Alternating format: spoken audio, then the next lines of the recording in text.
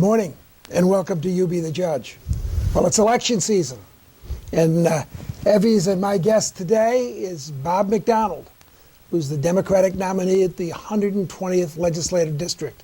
And our state house races are really important, ladies and gentlemen, and that's why I try to highlight some of our state representatives, because they pass the laws that most impact us.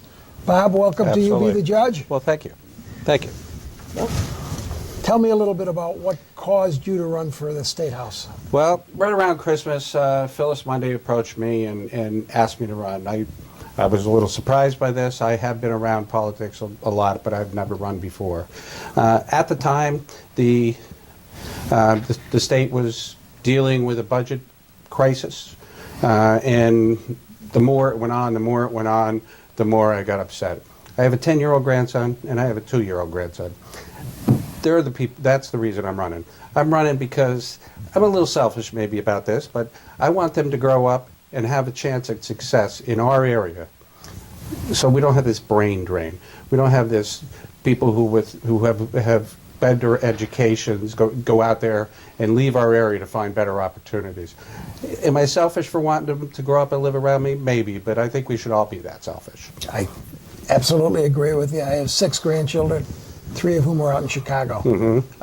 And I'd love to see them back here, but there really isn't anything to draw my daughter and son-in-law back here as far as jobs, good sustaining jobs.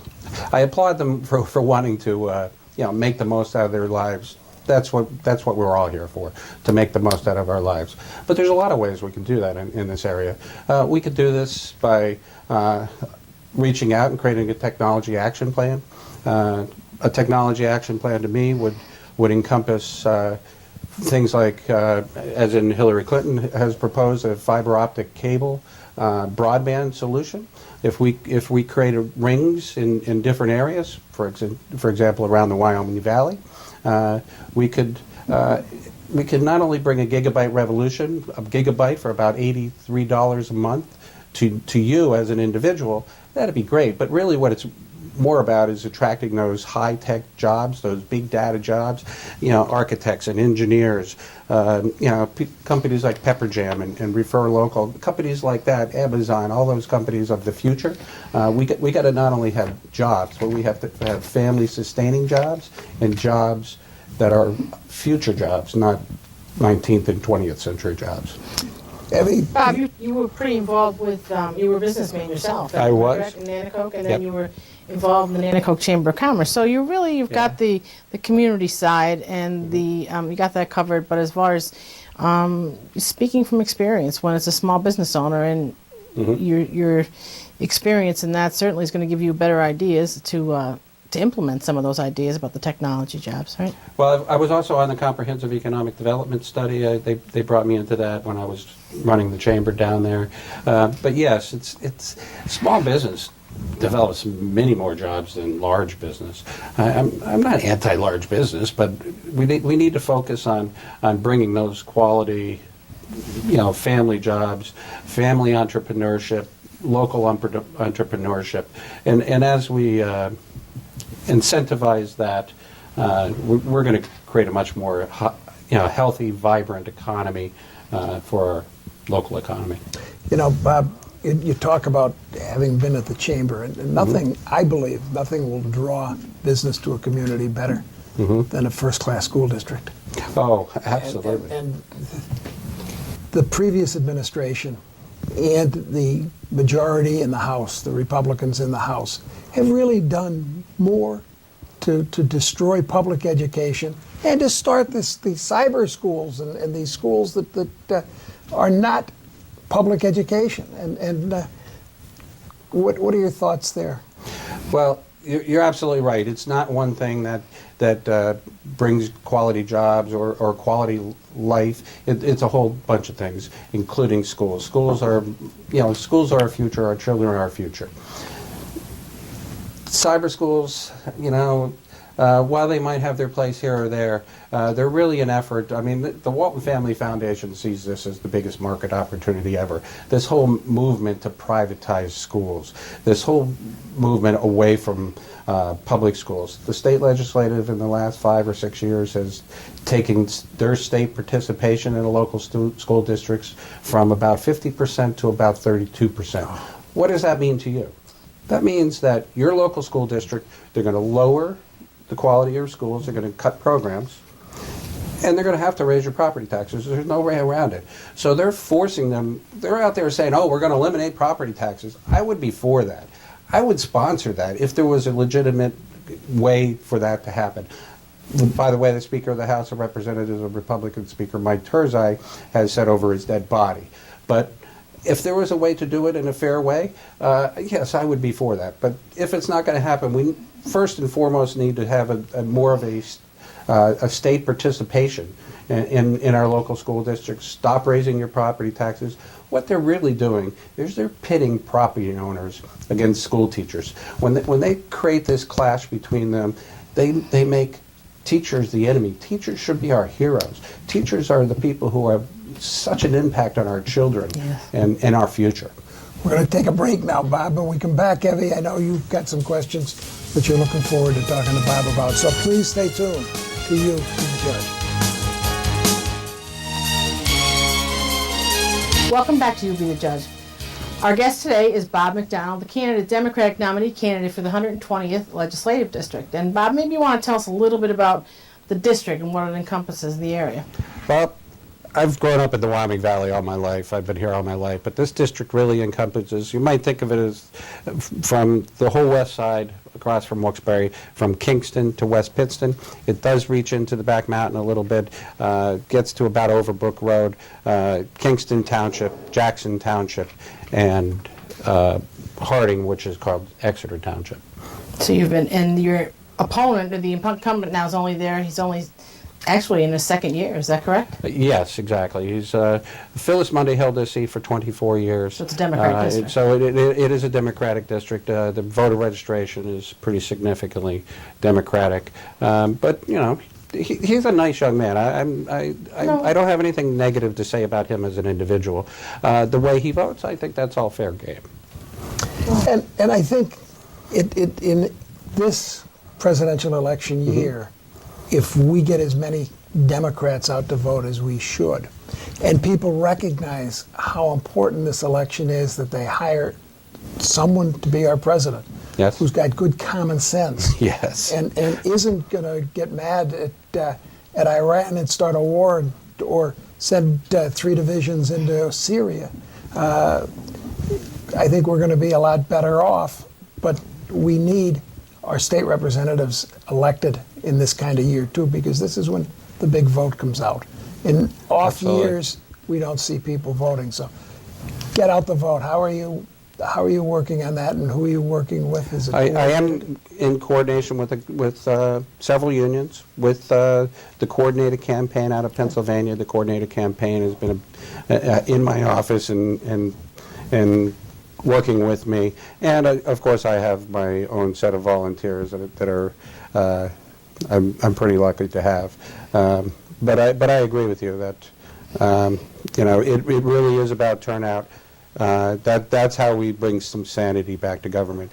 There has been an effort to break government and then say, see, it doesn't work. I don't understand that. You know, am I right all the time? No. I mean, and I'm willing to have some compromise in my life. I mean, I only agree with my wife 97% of the time. The other 3% she might be right, by the way, but I only agree. But we get along because we have our basic core values. We're all Americans. We have a basic core value with the Republicans. We can work together, but we've got to stop breaking government. Your polling numbers, you're feeling good about that. So I am. Just good. Yes. And we talked a little bit about that before, and Yes. it's just, I kind of lose a little bit of the idea, like you're talking about national polls, and you know, Democrats are faring well here, but it's encouraging to see that even on the lower level, that maybe some of that is actually, it's a trickle down victory, if you would. I make no bones about where I am in the presidential election. I don't think anybody understands. No, I make no bones about it either. I am not Hillary Clinton. I stand on my own. I have, for instance, had this conversation with Leader Dermody in the State House. That sure, we share a similar philosophy. I'm going to vote a lot like him most of the time, but I won't be a sycophant. I'm going to stand up for the district. I know my opponent has sat on the stage of Valley West and Wyoming Valley West and said, I have to vote the way my leaders tell me. Well, you don't have to vote the way your leaders tell you. You have to vote them for your district first. You know, we are all Americans. You vote for America first. You vote for your God first. You vote for, but you vote for your constituency. Yeah. You don't vote for your party. I kind of got that when we were talking a little earlier before the show. I tried to, like, as I always do, try to, like, incite a little bit of it, right, just to see where you're going. And I thought, yep, I kind of like that.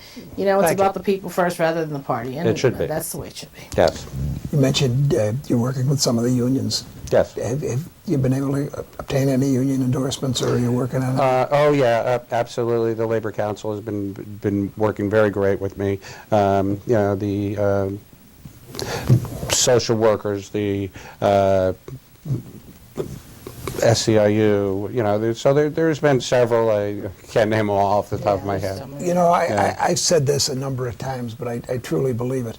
If you were to graph our loss of good jobs and stagnation of wages with the decline of the labor movement in this country, that graph line would run almost exact. We have seen the Republican Party go after the labor union and try to destroy it. They know that if the Democratic Party doesn't have unions, doesn't have trial lawyers, doesn't have teachers, they don't have that's the end. It'll be a one-party system. So they've attacked lawyers, teachers, and the labor unions all the time. Yes. We have a balance of power in America. That's one of the great founding principles. On one side, we have people who have invested in our society. Good for them. We need that. I'm all for that. And a lot of people have been very successful. On the other side, you have labor, but we need to balance their interests. We can't have one side be so unbalanced in this situation that America creates a middle class. America creates a better economic opportunity, and the wealthy get better. I have a better situation when the middle class has some money to spend. When we come back, I want to talk a little bit about some of the great Democratic legislators we've had from the Lower Valley, Tom Tighe, but also Senator Udicek and many others. So, Great. Please stay tuned to You Be the Judge. Welcome back. You know, not a legislative period goes by that one legislator or another in the Northeast gets in trouble taking advantage of the system. You've seen it. We've seen it time and time again. I can remember Senator Udicek explaining to me when the big pay raise was coming. And he went home and talked to his father. He said, well, don't talk to me.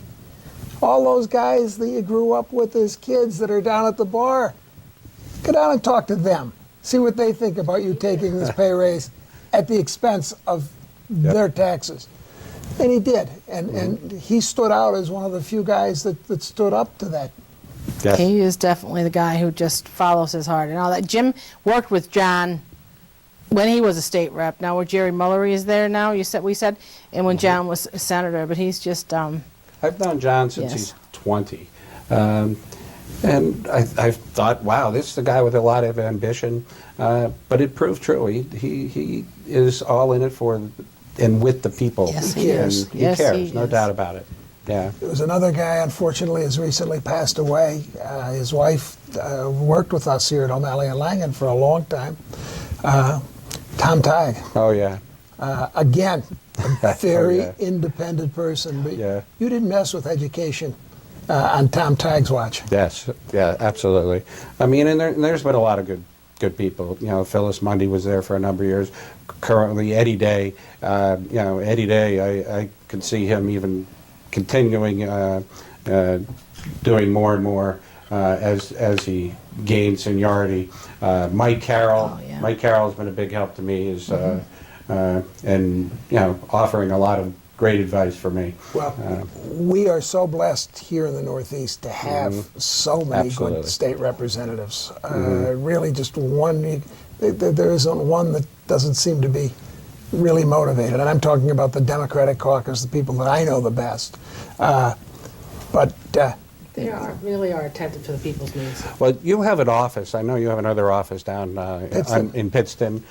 Pittston is a miracle. What has happened in Pittston is a miracle, and it's really a tribute to people like Mike Carroll and Mike Lombardo and a whole bunch of people. It's not just them, but they brought people together to create a common vision, to create an economic development, to face the river instead of turning our backs to the river. It's so beautiful. We need to take that asset and we just bring it had in. we just had a run around Pittston, Yep. honoring Tommy and Diane Tagg for the library, and it was fantastic to see the number of people.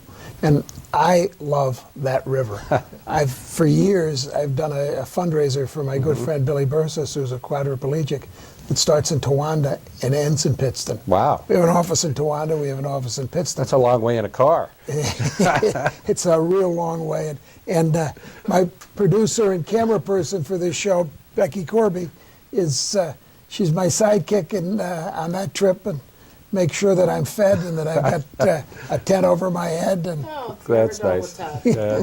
but I don't think we do enough for the river. No. We need to face the river instead of turning our backs to the river. I mean, they had that big building. I'm glad they ripped it down. Before that, they created the park down there, and, Yes. and really has changed the whole dynamic downtown. And it's more than that. It's the streetscaping. It's the bringing businesses downtown. This is something we should emulate on the west side. I really believe that the river is a corridor that should be utilized. I think we need to get the Army Corps of Engineers, Yes. the federal government, the state government, and local governments to dredge a channel in the river so that you can travel from Harrisburg to Towanda on a riverboat. I mean, it is magnificent. It's so beautiful. You ride down that river and you see these beautiful herons and eagles and otter and Paul Konjorsky one time told me that you got to take a canoe trip down the river. It will change your whole perspective on the valley, and he was absolutely right. You see the valley from the river, and you see we live in a beautiful area. Sure. We just need to take advantage of it. We need to treat it right. We need to embrace it. You know, you go down to beautiful city of San Antonio, and they have what they call the River Walk down there. That river isn't 1/10 of the river that we have, and I mean but they've brought in engineers and walks, and it is just a magnet for business, hotels and Yep. restaurants. For And years, people here have just feared it yes, Yes. rather than embracing it. Yes. I really do believe that's It's Positive. maybe our biggest asset. The reason that Wyoming Valley is here is because the river is here. We're not out in the middle of nowhere. We're here because of the river, and we should embrace it. well, up here in Lackawanna County, the coal industry really began because of the iron industry, and the iron furnaces are right down on Roaring Brook. Yep. That's where they got their water, and you just wonder why for so long we've abandoned the river and allowed it to be despoiled by the mining industry. Yeah, well, it's something we got to take back. There needs to be, some efforts, and not only just along the river. We need to take down. There's some more coal banks out there. We need to take that down. There's some areas where there's acid mine water drainage. I've been working with a man, Bobby Hughes, and there's a whole group of people that are interested in cleaning up the acid mine water drainage, and that's the kind of thing we need to do for. You indicated to me that you have a real strong place in your heart for the environment. Sure. And listening to you talk, you can see that very easily. Thank you. That's an awful important part of your job. Well, Pennsylvania is just so beautiful. I don't know why we're not embracing it. We don't have to be against other forms of energy to be for that next generation of energy. I mean, until until Governor Corbett came along, solar was the second leading job creator in Pennsylvania. Wow. Yes, and we have abandoned it. It's become non-existent. I was vice president of a company in Wilkes-Barre, a solar company. It went from having 47 employees. They opened another office in Massachusetts at the time. They had 2 employees. Now there's 47 employees in Massachusetts and 2 in Pennsylvania. It's gone away, and we should get that back. Yeah, without a doubt. You know, we're learning the hard way that the gas industry is somewhat fickle. Yes. When gas prices tank, as they have been for the last 3 or 4 years, you don't see any development of the gas industry. All you see is the gas industry saying to the royalty holders, well, we're not going to pay you your full royalty because we have to pay for this, that, and the other thing. I hope the legislature gets that. Well, it would really passed. be a simple fix about creating, bringing back the solar renewable energy credits. That would be a simple fix. It's one line in the law that we can change it all. Imagine if we took the electron and brought the cost of the electron to near zero, like we did the computer bit, 15, 20 years ago. We can bring that same kind of economic advantage to America by going there. I just came back from Iceland, and that is one of the most environmentally conscious places in the world. And they are not reliant on any fossil fuel for anything up there. They do a lot of geothermal. It's all geothermal there. They're actually the leading energy exporter in the world. They don't actually export their geothermal. They use it to smelt metals and things like that, and export it that way in a processed situation. But we're going to take a break. When we come back, I want to have Okay. some closing thoughts with you about All right. what you'd really like to accomplish in your first term. Okay, So thank you. Please stay tuned.